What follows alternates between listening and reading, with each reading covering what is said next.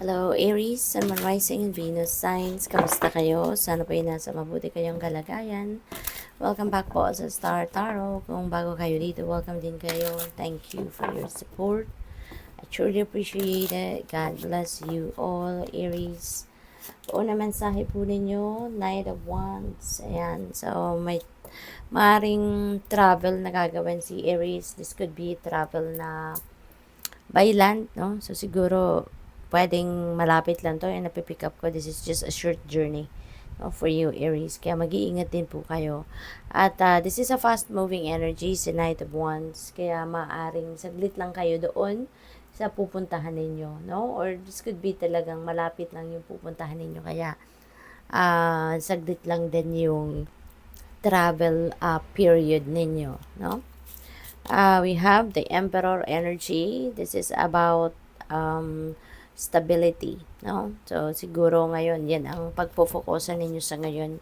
Yung pag-lay ng solid foundation ninyo sa iba't ibang parte, sa iba't ibang area ng buhay ninyo sa ngayon. So, mas siguro magkakaroon kayo ng maraming oras sa ngayon, ano? Sa pag-focus sa inyong kaperahan, sa inyong finances, trabaho, career, negosyo, pamilya, kaibigan, no, yung other areas of or other categories ng relationship. You're back on your throne as well sa ngayon, Aries. Kung dati distracted kayo, kung dati marami kayong iniisip at hindi kayo makapag-focus sa ngayon, you are going to be back in your throne, back to focus kayo, back to concentration, back to aalaga, no, sa inyong sarili, sa inyong mga areas of life. This is also a father archetype kasi kaya pwede rin, no, na may mga pakikipag-usap kayo ngayon sa papa ninyo, sa daddy ninyo, mga ganun, or sa grandpa ninyo. For others of you, baka magiging tatay na din kayo sa ngayon, no? Baka magiging brand new dad kayo.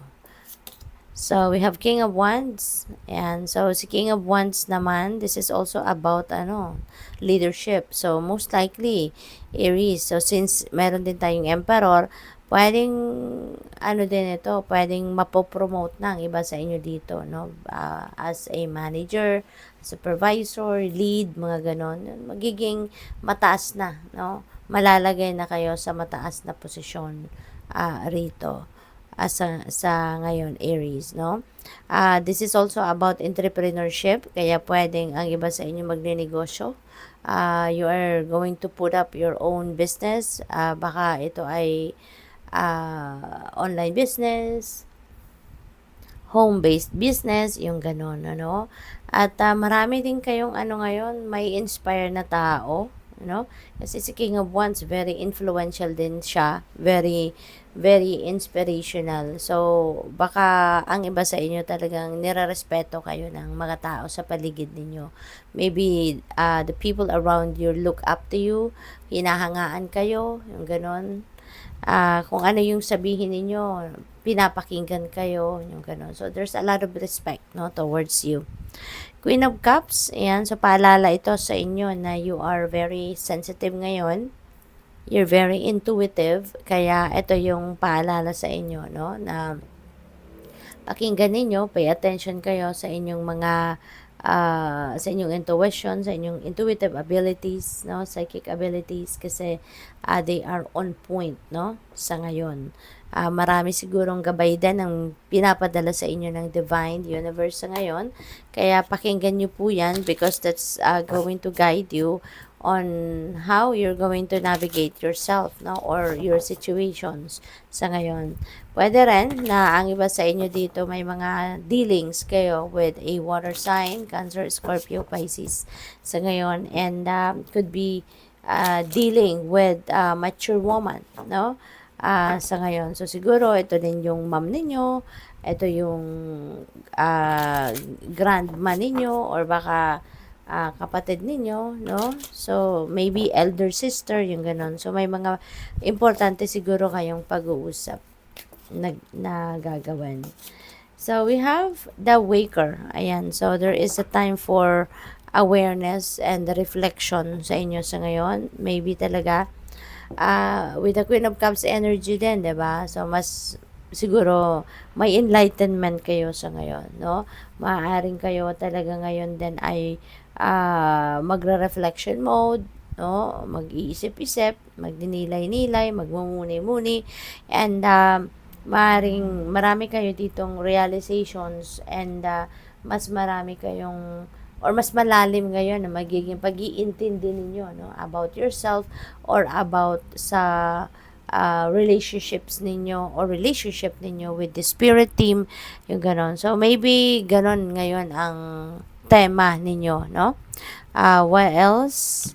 We have the acolyte, and so you're learning new things, no? Learning new things through pag-aaral, pagre-research, baka meron kayong mga, baka nag-i-schooling pa ang iba sa inyo or bumalik sa pag-aaral, nagma-masters, nag-aaral ng panibagong kurso, no? Maaaring ganon. Or baka nagtitake ang iba sa inyo ng crash courses, no? Para madagdagan ang inyong kaalaman, mag-expand ng inyong knowledge and studies, yung ganon, no? There are also new projects siguro na gagawin kayo. Probably yung inaaral ninyo could be related to those new projects na gagawin ninyo. So maybe yun ang nare-research ninyo, inaalam nyo pa, no, ng mas malaliman yung mga bagay na kakailanganin ninyo dito sa pag-implement ng bago ninyong proyekto. Probably gano'n ang ganap. Or pwedeng yung projects na to, kontrata ninyo, no? Baka nasa construction firm kayo or something, no? At baka meron kayong nakuhang bagong proyekto, no? Bagong kontrata. What else? We have the Sentinel, and determination and certainty. Ayan, napakaganda. Si King of Wands nasa taas niya. So si King of Wands is also represents determination, focus, yung ganon, eye on the prize, no? So ngayon, ganon na magiging ganap sa inyo, no? Ay may gagawin kayo sa ngayon, may mga plano kayong gusto ninyong simulang gawin sa ngayon. You're going to be very determined about it, no?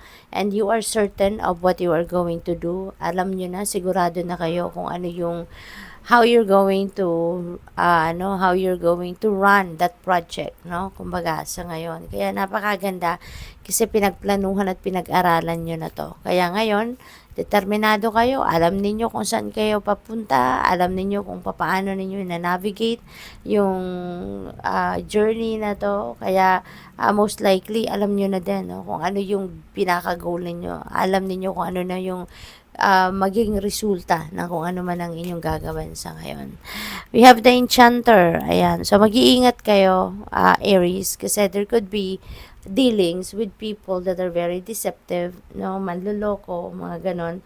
Baka kayo ay mabudol, no? Kaya mag-iingat kayo with whom you deal with sa ngayon, okay? Pag-isipan mabuti lagi before you make any decision. At sa mga pakikipag-usap ninyo with strangers or with anyone, lagi kayo maging vigilant, no? At huwag kayong magtitiwala agad sa kanilang mga sinasabi. I-confirm ninyo, i-validate ninyo, i-verify muna ninyo before you agree with them, no? Or bago kayo tumanggap ng kahit anumang impormasyon at paniwalaan, i-ano ninyo muna to, i-verify muna ninyo. Kasi there are a lot of people around us na ngayon na manloloko, no?